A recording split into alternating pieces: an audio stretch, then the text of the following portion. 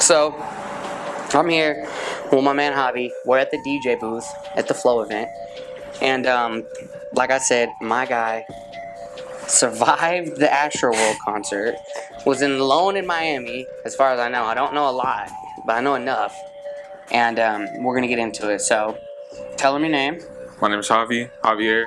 Javi, you can call me short, 175 Javi. Yeah, that's about it. Okay, and, give him your age, because I think that's a big thing. 16, just in high school. Still in high school? Yep. Still in high school. Yep. Okay, so he's still in high school. Okay, so let's just get it cracking. Let's get right into it. So you're at the Astroworld concert, the recent one, the one he's getting sued for, you know. Yeah. So give him a little bit about like what was going on at the Astroworld concert. Like, what was your experience? I mean, like during the day, even me personally, I was fucking there, like jumping barricades, pushing people over. So at first it was just like, it was chaotic energy. But it was cool. Like during the day, we were just all turning up. I linked up with all my homies, you know, just mosh pit, crowd surfing. So like during the day, you're like working your way up to the front, sort of like you're trying to get up there, or like. I mean, shit. I was just being aggressive. I pushed through the front 5 minutes, and I'm there. You were just like. Yeah. Swimming through the. Yeah. Okay. So, anyways, you're working your way up through the day, getting into the main event at night. Was there like a surge in between the main surge, I guess, and the? Yeah. So like, you always have to do the stage to stage kind of. So when sets are ending and starting, you get like about 10-minute gap. We're moving from stages, trying to go get food, restrooms, all that.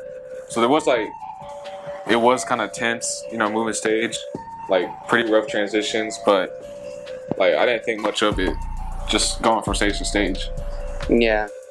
But, I mean, like, and you were there, was you there with any friends, or was you there alone? Like, I was there with my cousin. I linked up with some online homies. My cousin's friends. Yeah, that was about it. And, so, throughout the day, like you said, you know, bathroom break, stage break. So, when did, like, the main initial, like, oh, shit, this is crazy. Did you see anybody dying? I didn't see people like die in front of me, but you know, like at the end of the night, you see like bodies being pulled out of barricades and like EMS trucks everywhere. But like, thank God I didn't see like bodies dropping. But like, could you feel the like maybe the like getting pushed up against the barricade, or maybe fuck yeah, like was it too tight? Like you couldn't even raise your hands up and like turn up, you know? Yeah. When the third song came on for Travis's set, he played Butterfly Effect, and in the video I was recording, you can hear me saying "quote unquote" "move up, I can't fucking breathe." Like that shit was so tight. Damn, that's how tight the crowd was. Like you couldn't breathe. You couldn't even pick up your arms. Like you were having to push people out. I mean, like was he telling people to move to the front, or? No, not really, which was a crazy thing. So that was just like, people like, yeah, they were going, oh my gosh, they were going to the front. And so you survived that. And do you think that's like a big moment and like in your life where you were like, yo, like concerts are crazy? I mean, honestly, it kind of was. It was kind of like, damn, really anything could happen. You know, seeing like an 8-year-old boy lose his life at that show.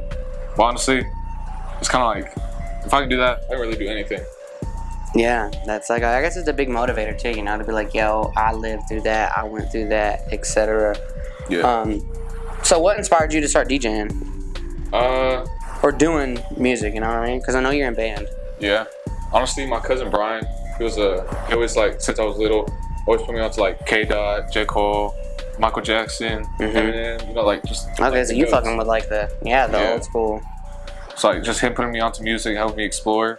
I kind of just figured that was my passion.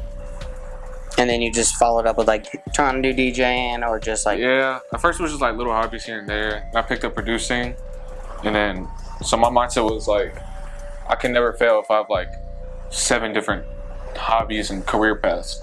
Right. I mean, you're still young. Like you know, like you're pushing and grinding. Like if one doesn't work, I got like 7 other things I can do. That's dope. Tell them about. Okay, so we talked about Astroworld pretty much, which was crazy. You know, dude made it. And then you were alone in Miami. Like that was the most craziest like experience of you being like. Was it like a connecting flight or like what was that about? Or was you just alone in Miami? I mean, I flew with one of my friends, but like once we were there, we kind of just like in Miami.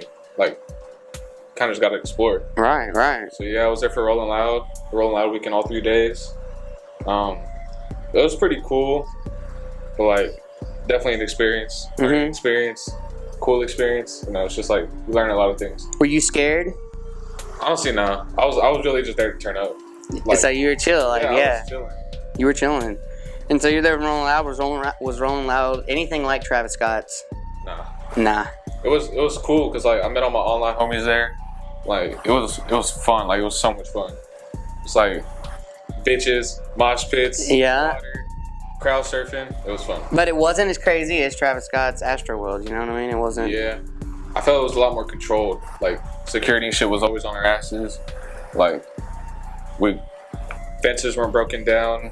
Getting into the venue was a lot more smooth. Yeah. Yeah. And that's crazy. So it just shows right here, just a little bit of insight. Like, you know, you guys can be whatever age, you know, 15, 16, 17, 18, 19. You know, find your passion. Don't be afraid to step out of your boundaries.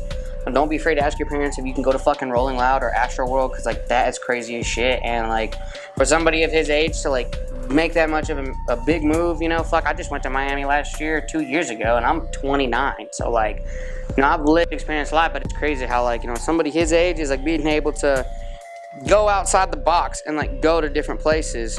Tell them about you making beats real quick, too, like, because you're really universal with that, and I think that's something big that people need to know is, like, you're not sticking to one beat, you'll make any beat, you know? Yeah, I think versatility is key. Like, especially if a young producer's out there trying to connect with artists, you need to cater to everybody. So you can make, like, a Cardi type beat, then you can make a, like, Detroit type beat. You gotta be able to cater to everybody. You can't have a style. You gotta have every style.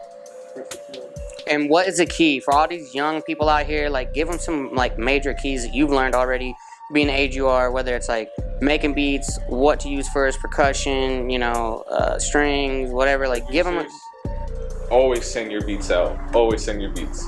I've sent the most ass beats out that get used and placed. Like, it's crazy how, like, you think a beat is so ass until a rapper gets on it. or they think it's good. Yeah. You know, you might think it's ass, but, like, somebody else might think it's fire. Yeah. And then, just for anybody that wants to, like, be in the music industry, like, you cannot be shy at all. Like, you gotta be extra. You gotta be, like, crazy. You gotta, like, show that talent. Yeah. I mean, you can't be afraid. Courage is big. That's a big thing with anything, you know, being able to say, I am going to do this. And people, when people see you, they say, and that dude's going to do it. He's doing it. And that's big for young people, you know what I mean? Like, don't be afraid, like I said, to reach outside your bubble and do what your gut tells you. Like he said, send the beats out. You know what I mean? Don't hold on to them. That beat you think is crappy might be fire to somebody else, and then boom, you got a little bit of side hustle. You know what I mean? You got a little bit of bread coming in, or whatever, you know, benefits that the artist might be giving you, or whatever. Is there anything else you want to tell them? Maybe your Instagram, maybe your at Javier C.Astro. Yeah. And then you'll make beats for anybody. Yeah. Just DM me. Capolice. And tell them to subscribe to Long Story Short. Long Story Short. Subscribe. Subscribe to Long Story Short. Yeah. Please. Long story short.